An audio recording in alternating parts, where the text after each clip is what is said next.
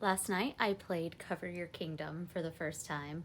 Let me tell you all about it. This is a set collection game for 2 to 8 players with some take that elements where players are trying to get these magical creatures into their kingdom to earn the most points and win the game. This game is very similar to Cover Your Assets, where you're going to be playing cards from your hand, starting with pairs, but they'll get bigger as the game goes on, out to your playing area. And every time you play a set, you'll put it one way and then a new set will go a different way to indicate that they are different sets.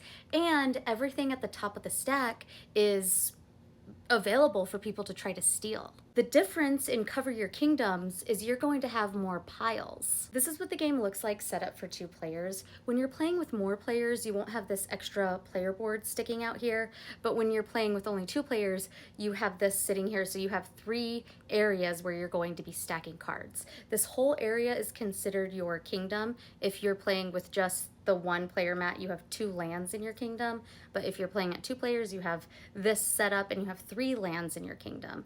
And which magical creatures you're going to put in which area is going to be determined by the symbol on the card. And then down here, if you're playing at 2 players, your horses go here, your hooved dudes. What this means is depending on your player count, you're going to have 2 or 3 piles, and the top set of each of these piles are at risk of being stolen. This is the Drafty Inn. This is a 2-player thing. These cards are going to be available when you're playing at 2 players, when you're actually playing pairs into your kingdom. Each player will start with a hand of cards, and then on your turn, you have the option to take 1 or 2 actions.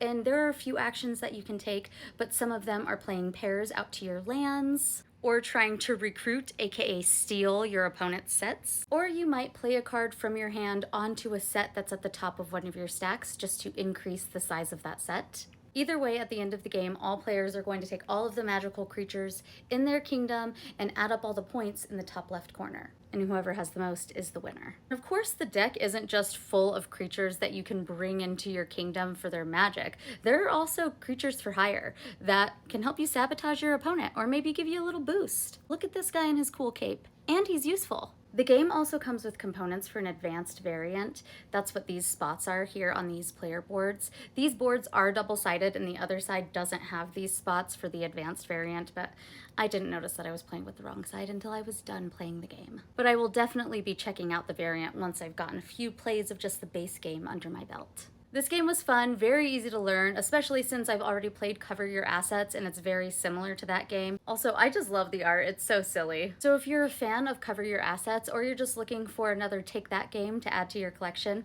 this one might be for you. I almost forgot to mention, the winner gets to wear this cute little crown.